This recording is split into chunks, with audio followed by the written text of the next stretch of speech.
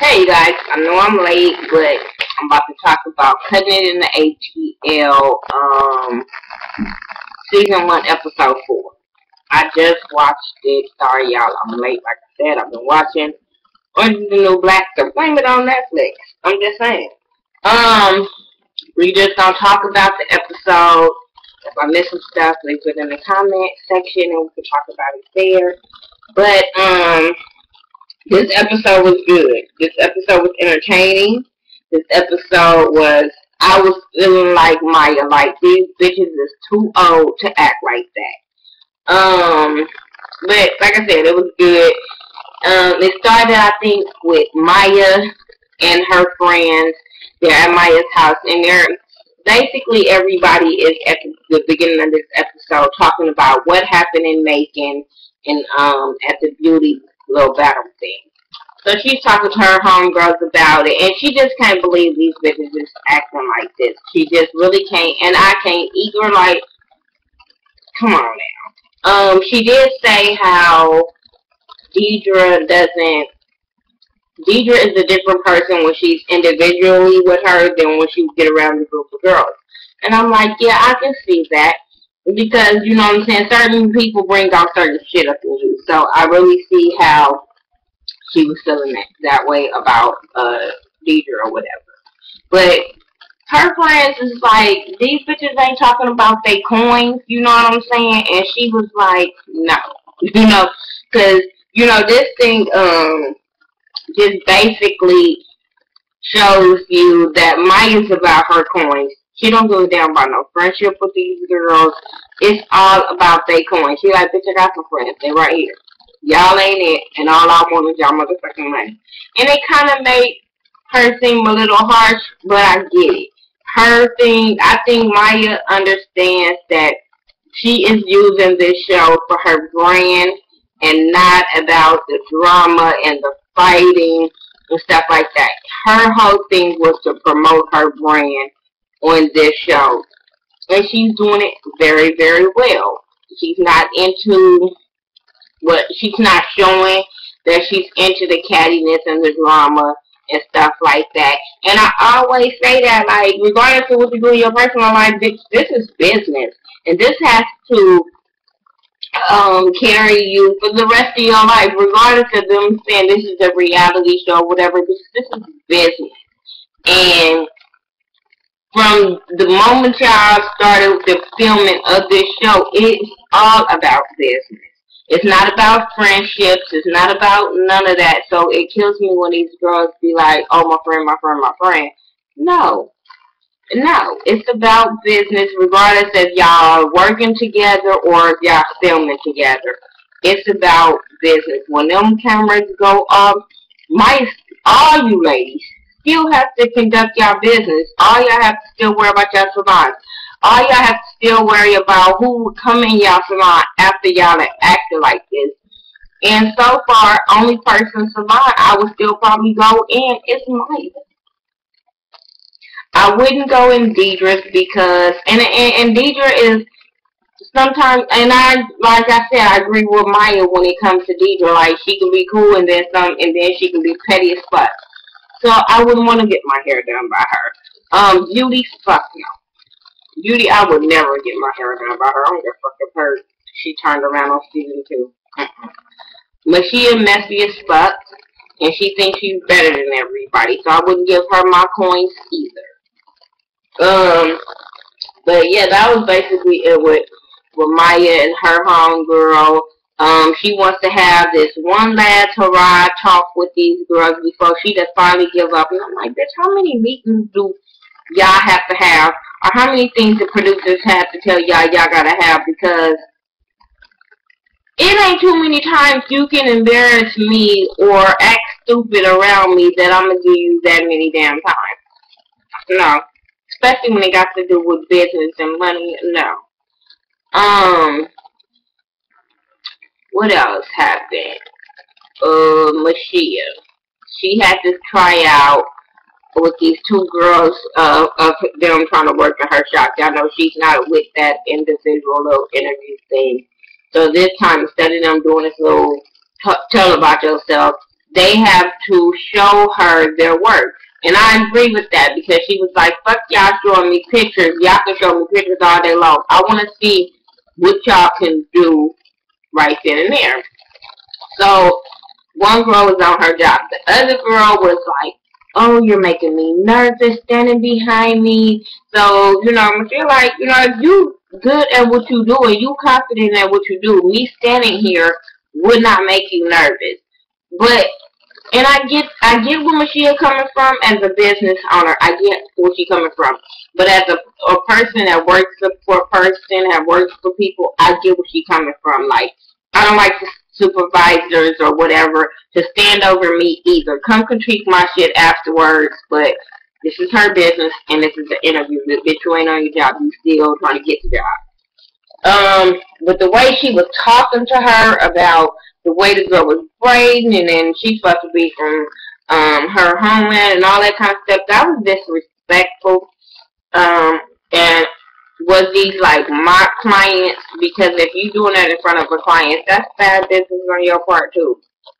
Then cut that shit out that girl head the way she did. I was just like, this better be a free hairstyle for y'all to keep playing with my motherfucking hair like that. That's all I'm saying.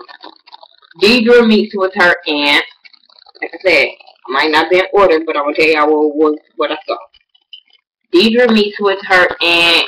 She's like, I don't know what's up with the aunties out there in ATL. But we like them aunties. Moms not so much, but aunties, yeah. Because, you know, we like Lori Ann.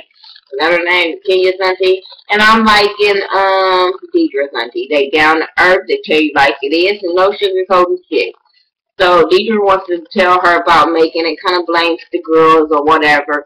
And her auntie basically tells her, like, because she gonna say the girls are aggressive. Her auntie was like, no, boo, you are aggressive. You know, you got a mouth on you. Your ass can be a fucking mean girl. Come to find out, Deidre has mommy issues. Not the Kenyan, like I said. But she has mommy issues. Her mom had her at a young age, and you know what I'm saying? They just don't really get along.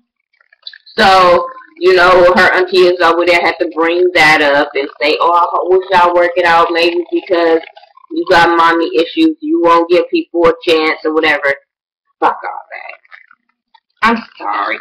People block people out from hurt little situations, but to just keep blaming it on your parents is the way you act like that. No. There's been times that me and my mom have not got along, but I don't blame it on her that I don't fuck with people.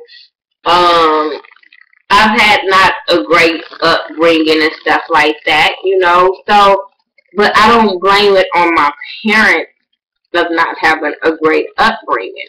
I say, hey, you just learn from your upbringing and make your adulthood better, but I don't just blame it on people. I don't blame, Lee being a bad, you know, I wasn't a bad teenager, but a mischievous teenager. I don't blame that on my mom not raising me or my dad being all drugs. I don't blame that on them. I blame that on my motherfucking choices and me want to be bad. That's what I blame it on. Now, you know, to each his own, and everybody's relationships are different. I just really have problems when people are so grown and y'all still blaming shit on childhood things when y'all got kids. It's the time I think you should be able, once you get kids, you be like, I can't keep dwelling on the way I was raised and the way people treated me. I only can move forward and make sure my kids don't get treated the same way. If you get what I'm saying. But like I said, everybody is raised different. Okay. Let me tell y'all. So if anybody comes to me for my goddamn ponytail, it's 1:41 in the morning. I'm not trying to be on sleep and nothing, whatever y'all want to call it. It's just 1 o'clock. It's almost 2 o'clock in the morning and I'm doing this video. But it's just bothering me. At least I got edges to stick. It's just hard to do a hair, talk about a hair show when your hair be irritating you.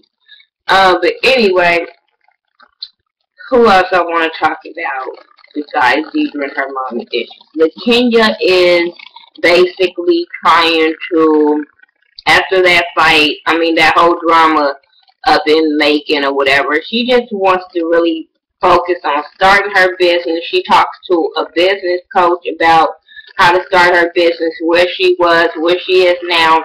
And the lady is basically like, you know, are you financially ready to start your business? And the king is not ready. And the lady noticed that, but she didn't brush her off. She just, you know, noticed she got things to work on and stuff like that. So that's cool. I'm glad that she is at least trying to see what she can do and not just sit there and just be trying to work for somebody for the rest of her life. So she even using this show to me as a platform and a stepping stone to what she needs to be. You know, the women you working for and hanging with, I don't know. Because they making you, to me, they're even making her look bad. I mean, she's in the middle of it, but these grown-ass women have their own ass choices, so it makes them, they all self look bad. Beauty, she goes talk to her friend named Carrie at the beginning about the whole making situation and talk about Deidre, and she don't understand why Deidre was there, and Deidre was saying, talked about the whole thing and called it a flea market. So he was like, well, what was she doing? He was like shopping at the damn flea market. Now, and I'm just sitting there like, oh, God told me to pass this making situation. But she tells him about how homegirl wants to have, you know, this one last ride with them. So she's going to do it or whatever. Everybody wants to do business with Maya. Regardless if they want to work together, they all want to do business with Maya because they understand Maya makes money. They understand that Maya's about her money. So they, you know, really want to get on board with her. It's funny how all of them was talking about her and her $50 damn salon on the first episode. But now all of a sudden they all want to be her friend and kiss her ass because all of them must have Googled her and saw the bitch, oh, that bitch is really making money. So let me be her friend and not her enemy. Because all of a sudden, everybody changed their mind about Maya and wants to all of a sudden hang around with her and do business with her and then making me look at them little side eye. Especially bougie ass Beauty. Anyway, they have this sit down where they had, you know, like I said, she want to have this talk with them, and she just basically was like, I hear your side and I hear your side, and I just want to get it all out on the fucking table because it's a coins need to be made, basically. Then I was here for it because I'm that type of person too. Because you know, I be having friends on one side, having friends on one side, and I don't have time to be in the middle. So, bitch, can we all get together and say who said what? Because ain't nobody got time for this when we over the age of motherfucking 18. I'm sorry, not 21. But if I'm over the age of 18, I don't have time to be put in the middle of some petty-ass bitches bullshit. And that's basically what Maya is getting at. So she started talking, and she was talking about how Beauty was turned up at the little battle thing. And next thing you know, Beauty goes from 0 to 100 real quick, talking about how y'all not gonna blame this on me, and y'all not. I'm just going off, and I'm sitting there like, can we have a normal conversation without people going from 0 to 10 all of a sudden? Can we have a normal grown-up ass conversation? Oh, no, sorry. It's immature ass Beauty. So she started going off, and you know, Maya had to bring her back down. Let me tell you something about Maya. Maya needs to go see a doctor. Maya needs to go to rehab. Because every fucking time you turn around, this bitch wanna pop some pills. Every time she want a Xanax, she want a Valium, she want a something. Like, every time you turn around, this bitch is talking about popping pills. I hope you have prescriptions for all these pills you keep saying you popping, or just stop fucking working around people that you gotta pop pills like this. I don't know. What up? So, anyway, yeah, she's talking about how she gotta pop pills and all that kind of stuff. So then they all just talking. Everybody just talking. And I was glad that shit just shutted everybody up, but I still was like, bitch, who are you? Because I just hate for a lot of people talking and you don't understand what nobody is saying when everybody talking at one time. So Michelle was like, we just gonna go around the table and y'all got 50 seconds. I said, huh? Who? See, that's what drives me crazy about Michelle with her superior attitude. Now I understand, getting some order in there, but to tell people how long they got to explain themselves, I'm like, 51 seconds is too long. I was like, bitch, get up. This, whatever. This really ain't got shit to do with you any goddamn way. This basically got something to do with Beauty and Deidre and LaKenya anyway. So, you don't have to stay here for the whole 51 seconds. That's all I'm saying. And I be wanting to like her, but I'm telling y'all, so her superior ass attitude and she messy as hell, it be making me just face like this. So, like I said, they were going at it back and forth, banty bullshit. So then, when they had to go around the damn table or whatever, it was LaKenya first, and LaKenya was just like, I tried to come to your salon and talk to you. I thought everything was squashed, but I see it wasn't. So then, with Deidre whole thing, because I love everybody. And I'm glad that was name. Like, that's some bullshit. I don't even like you, so how you gonna love everybody? That's some bullshit. But I think she was just being sarcastic. Plus, her auntie told her to be nice, so I think that's what she was just like, I'm not gonna argue with these bitches, so maybe if I just say I love you or to keep on going, and I have to deal with the shit. Then it gets to Maya really didn't say I don't think say nothing because her beef ain't really with nobody. And when it got to Beauty, Beauty was like her beef was with LaKenya. And Beauty, I don't think her whole beef right now is still on the whole Booth situation. Her whole thing is they were friends. And Homegirl just gets out on her and didn't say anything. I think that hurted Beauty more than anything. But since it's tied in with the payment, you don't have to bring it up. But her whole thing is they were supposed to be cool. And I brought you in and I did this and I did that. And I can see that. I can see because the way she is towards Deidre, I can see she probably was the same way with Beauty. So when we supposed to be cool, regardless of business, we doing business together, we supposed to be cool, we friends, and I'm talking to you and you talking to me, and then all of a sudden you get without no explanation, I would feel some kind of way too. So they going back and forth about that, and then next thing you know, it was what's her name? Michelle's turn, and Michelle just started going in on Deidre about, basically like she fake and how she said she loves her and all that. Deidre went left fucking field and was like, I don't understand what you're saying. Speak English and you from Africa. All this just derogatory ass, racist ass bullshit. I was not here for her. I was looking at her like, bitch, are you motherfucking serious? Like, really? You gonna come at her like that? And I'm so glad that Michelle did not come out of fucking character, because I'm telling y'all, I probably would have got up and it would have been a problem.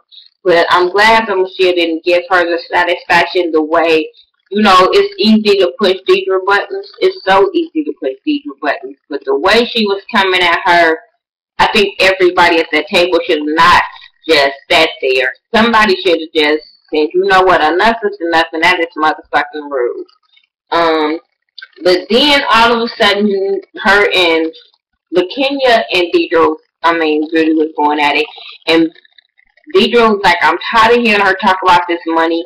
So she pulled the money out of her purse to pay Beauty, but she threw the money at Beauty, and the money hit Beauty in the face. I was like, okay, this is about to start some shit that nobody is prepared for.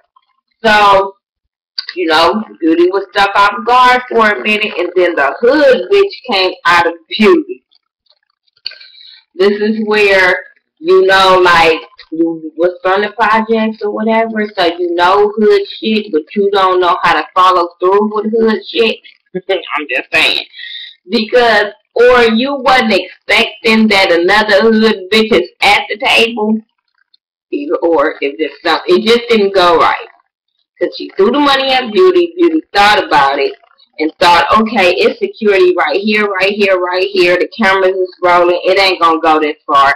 So she tried to backhand Deidre. Deidre said, okay, bitch, you want to send for me? Come here. And said, get over here. Like the Mortal Kombat Street Fighter type shit.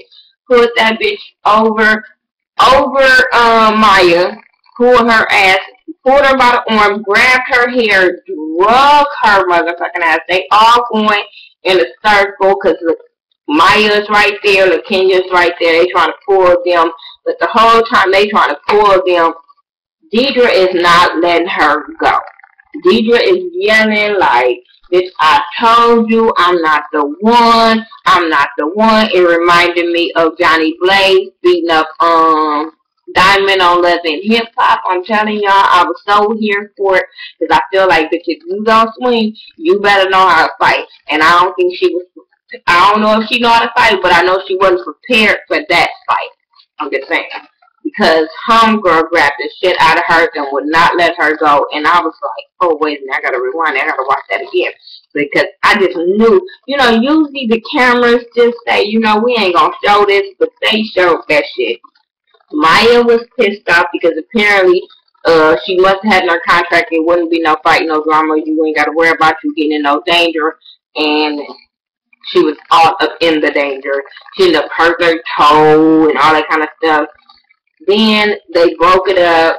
Homegirl ended up leaving. But before she left, you know, her and LaKenya had to talk to LaKenya ran out and LaKenya was crying and she felt all bad and she was like, I didn't mean it to go this far. This is because of me. I said, no, this is because if they don't know how to control their emotions and they don't know how to act like grown-ass women. And since both of them on camera time, they got it. I'm just saying. So don't try to stress yourself up and blame yourself over two grown-ass women fighting. But then, okay, Beauty was talking to LaKenya. And it seemed like she was trying to turn LaKenya against Deidre and trying to get her back on her side, but it was still fake. Like, but you really don't like me. You just trying to turn me against her, but you really, really don't like me. I don't know. Or if her hair was still hurting from her hair getting pulled. Let me tell y'all. All you bitches that's fighting and posting that shit on Facebook and World Star, wherever the fuck,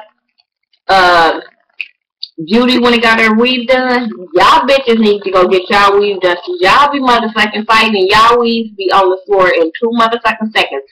That bitch had a grip on Beauty weave and that shit didn't come out.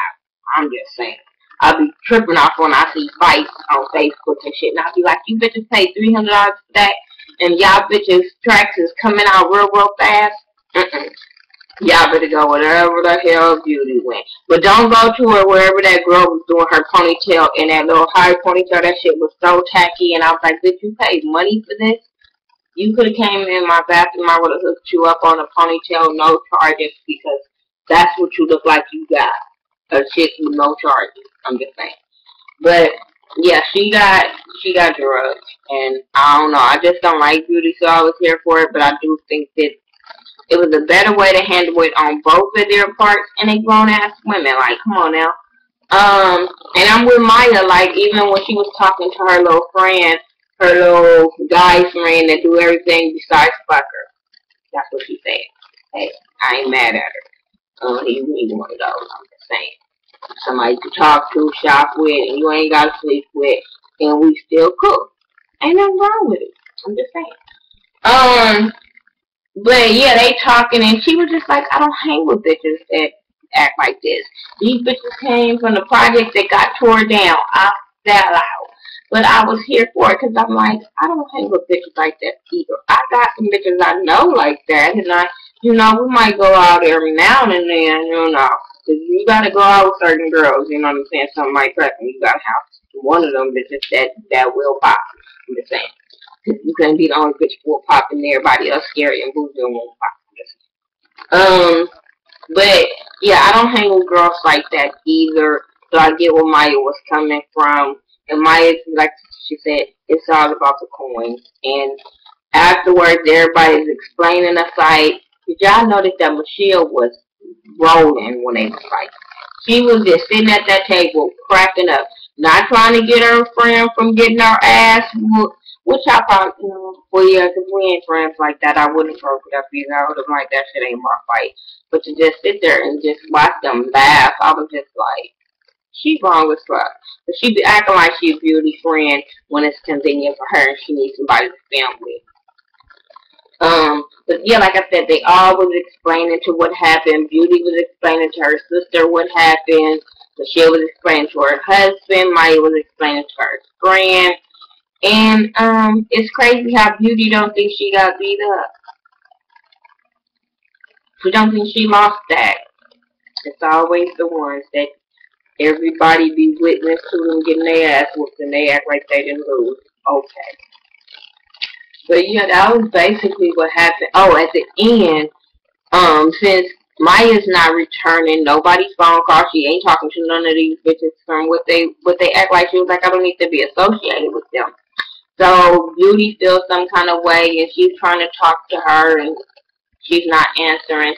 Deidre talks to LaKenya about the situation. Nobody wants to take ownership for what they did and what part they played in this fight. Really, they all had excuses about what happened and who was at fault and why it happened and all that kind of stuff. But okay, but so they were at this bar. Michelle was with her friends, and then Maya walked in with her friend. So then when she seen her, Michelle walked over to Maya's table and was talking to her, and they was talking about the fight and yada, yada, yada. And then next thing you know, Maya was saying how Beauty reached out to her, and but she hadn't returned her call and stuff like that. And, she was thinking about, reaching out and talking to her. So messy ass Michelle was like, oh, if that's the case and you want to be friends with her, let me give you some little information. And told her about the little girl that came to Maya's shop on Beauty's behalf to check out the hair. Now, I understand her telling her that, but I think it's messy at the same fucking time. Because, bitch, that happened long fucking time ago, and if you was real true and caring about Maya and you were trying to put it all out there, you would have been told her. You would have told her when y'all went out to kick it and have drinks. You would have told her at the bar. You would have told her when y'all was at that motherfucking table. Like, you had plenty of opportunities to tell her. But since you know that she's mad at Beauty and you trying to take advantage of that because you wanted to be the only one in business with Maya, you went and threw Beauty under the fucking bus. And I thought that was straight out of fucking line. If that was the case, you should have told Beauty, bitch, I'm going to tell her when I see her when Beauty first told you what happened. I thought that was fucked up and messy. That's what makes me not like this shit. That really makes me not want to fuck with her whatsoever. I'm not here for that type of bitch. But anyway, that was my review for Cutting It in the ATL Season 1, Episode 4. Tell me what you guys thought about this episode. Like I said, I was, I think they too grown to be fighting, but I was so here for Beauty getting dragged across the table. Maybe that might be wrong with me, but I'm just saying, the bitch be acting like a bitch, and sometimes you get drugged like one. Follow me on Facebook, Twitter, Instagram, Google+, Snapchat, all social media sites. I do is thaghettoview, THA, not THE. I'm your girl, Miss Nick, and I'll talk to you in the next video. Peace out.